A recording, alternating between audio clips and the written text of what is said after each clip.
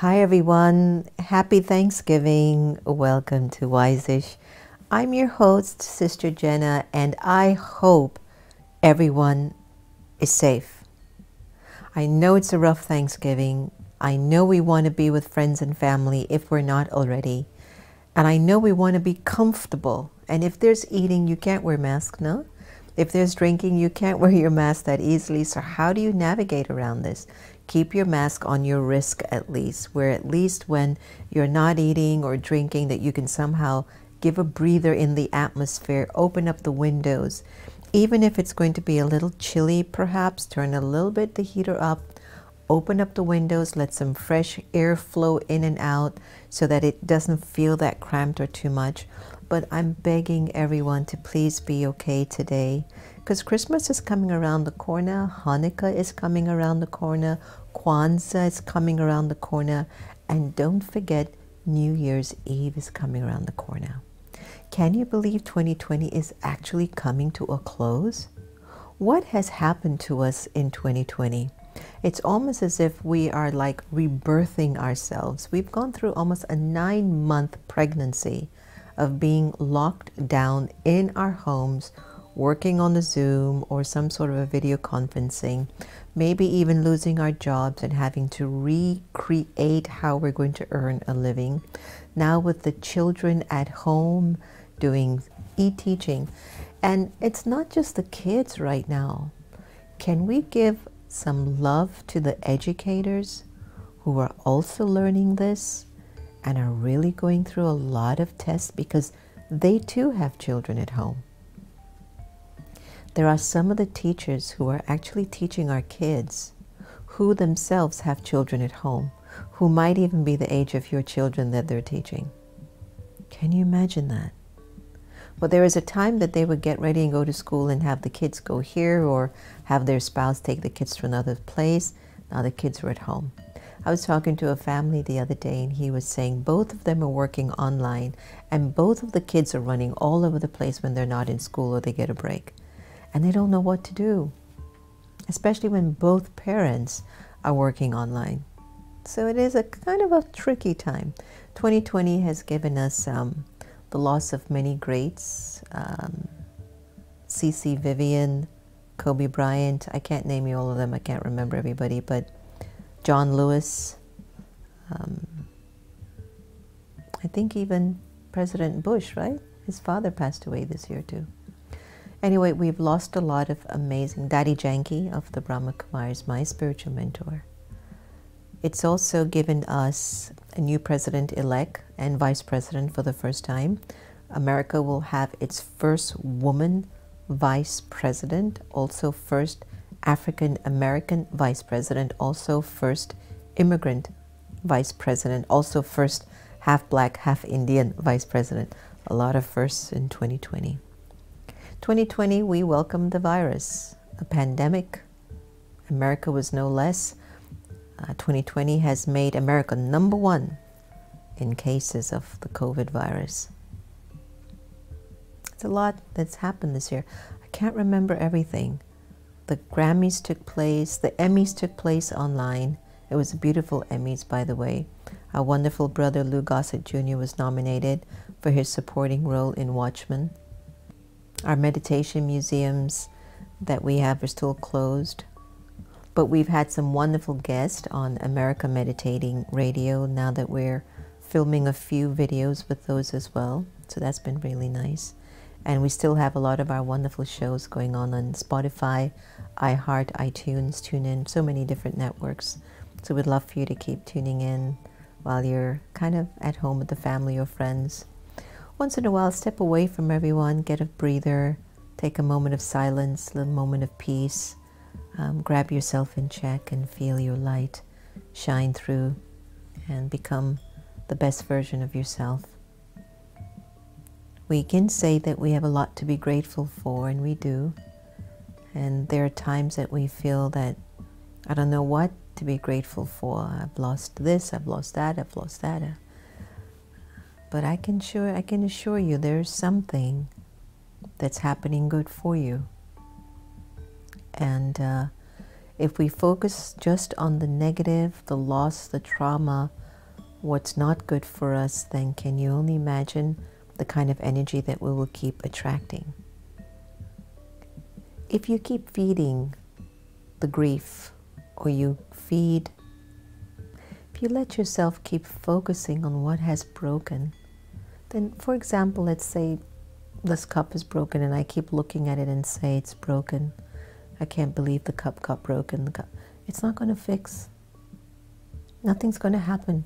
You waste your time thinking about it's broken, and then you say, well, I accept it's broken. Let me go get another one. Or, is it fixable? Or, let me try to understand how that actually happened so I don't do it again, so that you can learn from another perspective. I found that when we're grateful, answers come. When we're grateful, we remember God. When we're grateful, our creativity increases. When we are grateful, abundance finds us. When we are grateful, we let go of negative tendencies that are etched somewhere in the past, somewhere in our consciousness. It doesn't have any power over you. When you're grateful, you're forward moving, you're open. Let's even do an experiment. Think of something right now that you are completely grateful for. Just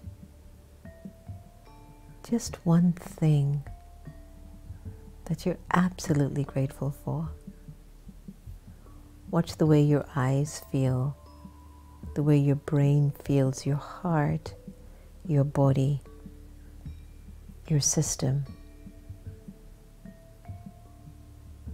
Observe what the energy of gratefulness is co-creating. Your artisan homeshop.com, Kathy O'Connor, she gave me this beautiful candle that had grateful on it. And when I looked at the candle, I looked at the gratefulness, I automatically felt so grateful that her soul had the thought to come into action to express her gratitude.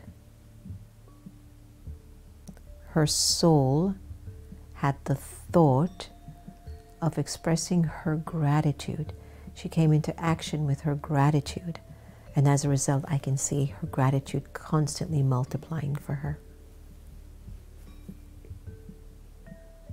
Now, the opposite to being grateful: complaining, criticizing, judging, victimizing, feeling sorry for yourself, blaming people, cursing people, being angry with people, always expecting people to do it for you or make it happen, waiting for a miracle, living only in hope without action. It's a completely different energy, right? You can feel almost as if all of your being is just getting drawn down, like everything is just seeping out of you as you come from that place. Either gratitude or complaint or being ungrateful. Gratitude, gratitude, gratitude, complaint. Why me? It shouldn't be this way. This is not gratitude. You get the idea. It's time for us every day when you wake up, especially today, start a gratitude jar. Whenever you pass the jar, put it up somewhere in the house with a little post-it next to the jar and a pen, and write down what you're grateful for.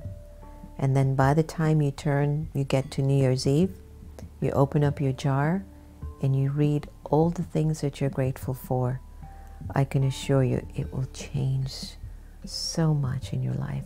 And even if your friends come over or you're going over by friends, gift them with a gratitude jar and post-it and pen. And while you're with the friends and family, have everybody write what they're grateful for and put it in the jar. And on New Year's Eve, have it read. Or just email it, record it, share everyone's gratitude thoughts that they have, record it, and text it out or mail it out to them, so everybody can hear how important it is to be more grateful than feeling like, I just hate life. It's just not worth it anymore. So I know sometimes it's hard to change the pattern of our thinking, but it's not impossible. All I'm asking you to do, start. Just start. Start once. You'll be fine. Be fine. All right, let's see what's the blessing for today. You are the one who's worthy of receiving respect through your power of letting go of illusion and constantly keeping yourself stable in your self-respect. It's absolutely perfect. Now remember, no one can take away your happiness unless you give them permission. And I suspect that the reason we're all here together on this planet is to develop the thought form, the behavior, and the attitude is to love each other the same. So I'm not loving this one more than I'm loving this one less. But if I love you the same, I won't have a lot of attachment in me because it'll just be love. So let this holiday season be one of love and kindness and a lot of wisdom. Thanks for joining us on Wise-ish. Please be safe. Take care of each other. Take care of yourselves. Be wise. Be kind. Be pure.